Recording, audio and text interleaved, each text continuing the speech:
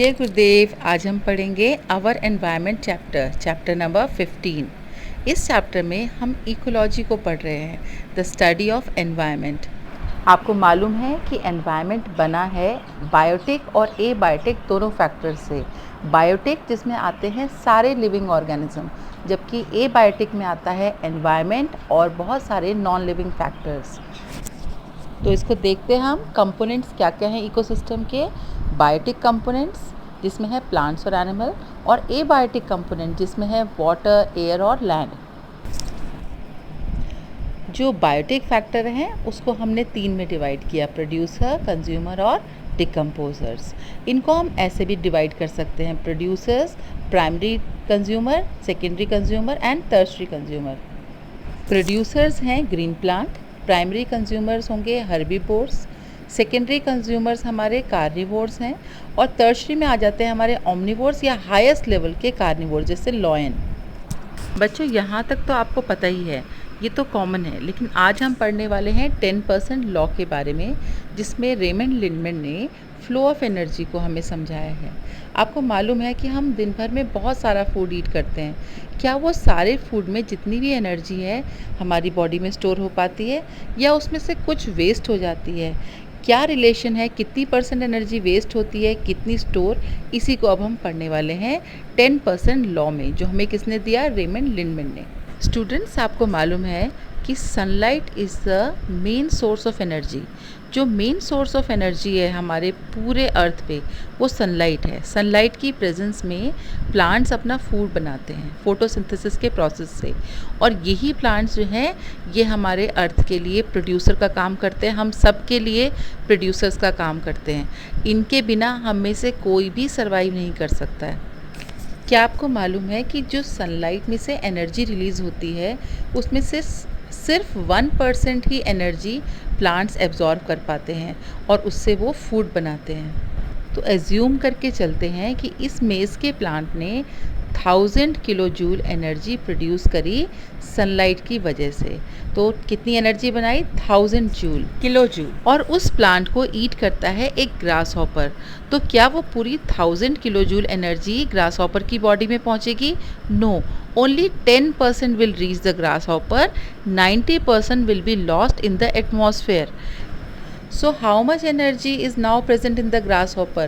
उसने कितनी एनर्जी उसमें से अपनी बॉडी में यूटिलाइज करी? Only 100 kilo joule. अब again grasshopper is being eaten by the frog. Frog ने जब ग्रासहॉपर को खाया तो अगेन 10% एनर्जी ही उसकी बॉडी यूटिलाइज कर पाई, बाकी 90% फिर से लॉस्ट हो गई। तो अब उसके पास कितनी बची? 10% of 100, that is 10 kilo joule. तो अब इस फ्रॉग के पास कितनी एनर्जी बची थी? Only 10 kilo joule. और इस फ्रॉग को आगे किसने ईट कर लिया? एक स्नेक ने। जब स्नेक ने इस फ्रॉग को ईट किया तो उसके पास फिर से 10% ही एनर्जी पहुंची, that is only 10% of 10, that is 1। तो सिर्फ 1 किलो जूल एनर्जी मिली उसे एक फ्रॉग को ईट करने पर, जो कि बहुत ही कम है। इसका मतलब कि उस स्नेक को बहुत सारे फ्रॉग्स को ईट करना पड़ेगा अपनी बॉडी में प्रॉपर एनर्जी को प्रोड्यूस करने के लिए।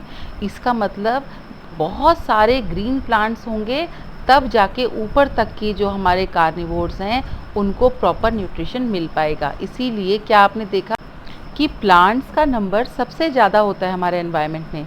सबसे ज़्यादा हमारे, अगर हम आसपास देखेंगे, सबसे ज़्यादा प्लांट्स होते हैं, फिर उसके बाद हमारे प्राइमरी कंज्यूमर, फिर सेकेंडरी कंज्यूमर और फिर टर्शरी कंज्यूमर। तो अब आप इस पिरामिड को, जो ये हमारा पिरामिड है फूड चेन का, इसको अच्छे से समझ पाएंगे कि क्यों ये नीचे से चौड़ा है और ऊपर की तरफ पॉइंटेड है। क्योंकि नीचे प्रोड्यूसर्स हैं, वो प्रोड्यूसर्स जो प्लांट है जो सबसे ज़्यादा चाहिए। उसके बाद सेकेंड नंबर पे सबसे ज़्यादा पॉपुलेशन है प्राइमरी कंज्यूमर्स की, फिर सेकेंडरी कंज्यूमर्स, और लास्ट में आते हैं टर्शरी कंज्यूमर्स, जो हैं हमारे सबसे हाईएस्ट लेवल पे, लेकिन जिनका नंबर सबसे कम है। तो एक और एग्जांपल देखते हैं हम इसको समझने के लिए। सबसे पहले प्लांट्स के पास पहुंची 30,000 joule energy from the sunlight.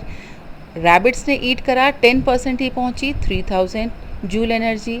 आगे स्नेक ने उनको ईट करा, अगेन 10%, 300 जूल एनर्जी पहुंची।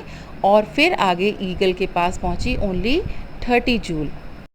यहाँ पर एक चीज़ आपको और ध्यान रखनी है, ये क्वेश्चन आता है कि क्यों ऐसा है कि ट्रॉपिकल लेवल्स जो हैं वो मैक्सिमम 4th पे लेवल पे आके रुक जाता है। उसका कारण यही है कि 10% एनर्जी ही आगे ट्रांसफ़र हो रही है, जिसकी वजह से आप देख रहे हो कि टर्सरी कंज्यूमर के पास कितनी कम एनर्जी पहुंच रही है।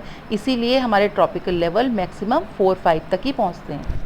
तो स्टूडेंट, आई होप कि आपको ये 10% लॉ समझ में आ गया होगा।